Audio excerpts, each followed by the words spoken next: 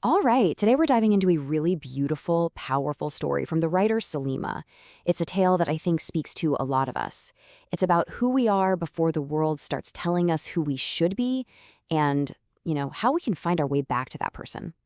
The story kicks off with this line, and it's so simple but just so profound. All she knew is that she was.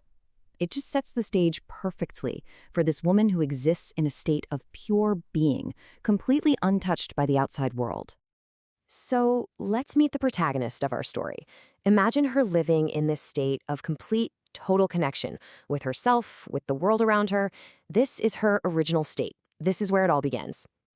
I mean, her life is just one of perfect harmony. She literally woke with the sun and laughed with the wind. There was no sense of lack, no emptiness, no void to fill. She was just entirely whole, living in a world that felt like an extension of herself.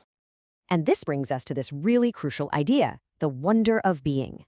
So when she saw her reflection in the water, she was mesmerized, but not by some external standard of beauty, not at all. It was by the simple, miraculous fact that she existed. Her entire sense of self was internal.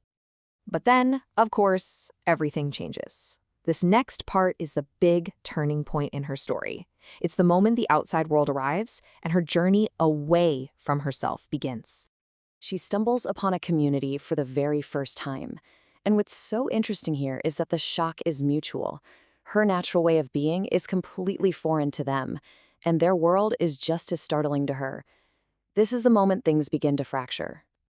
And boom, immediately the judgment starts, the whispers. And they're not just curious, are they? They're loaded with the assumption that their way is the right way. They question her very existence, imposing all their societal norms onto her wild freedom. And this just illustrates that internal shift so devastatingly. In a single moment, her state of wonder gets replaced by self-consciousness. Her freedom gives way to shame. And that innate wholeness she had, it's shattered by doubt. This newfound shame sends her into a whole new kind of wilderness. Not one of nature, but a wilderness of the soul. She starts this painful quest to change herself, to trade her own authenticity for a feeling of belonging. Let's just look at the steps she took. She hid her clothes made of leaves. She tamed her wild hair. She quieted that wild joy inside her. Every single action is a little surrender, a piece of her true self she gives away, just hoping for some approval. And wow, this quote just captures the tragedy of it all, doesn't it? She was trying to earn a place in a world that fundamentally had no space for who she truly was. It was a chase that she was never, ever going to win. Now this is where the story pivots. It stops being about some woman in a fable, and it becomes about us, because don't we all do this? We're born with this sense of wonder, and we trade it for the chance to feel worthy in somebody else's eyes. We trade our inner truth, that thing we know deep down about who we are, all for the fleeting comfort of being accepted. It's a bargain that so many of us make without even realizing it's happening. But the story doesn't end there in that loss. The final part is about hope. It's about the journey back home to ourselves. And it's not about fixing something that's broken. It's about remembering what was always there to begin with. And this is so crucial. That wild, true self isn't gone. She wasn't lost.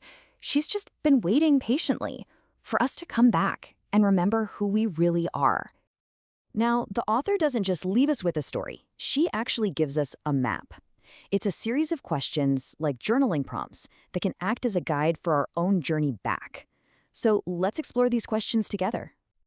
The map starts right here. It's asking you to go back, way back, before all the whispers and expectations. Who was that person? What were they like?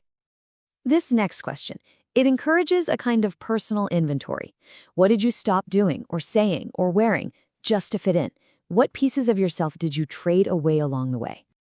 And this question helps you identify where that true self still lives. Maybe it's a place or a creative hobby or a specific version of you that you just haven't visited in a while. This is the question that moves us from just thinking to actually doing. It's a really powerful invitation to decide what part of your authentic self you are ready to bring back into the light. So, we'll end with that exact question for you. After hearing this story, After considering this map back to yourself, what are you ready to reclaim?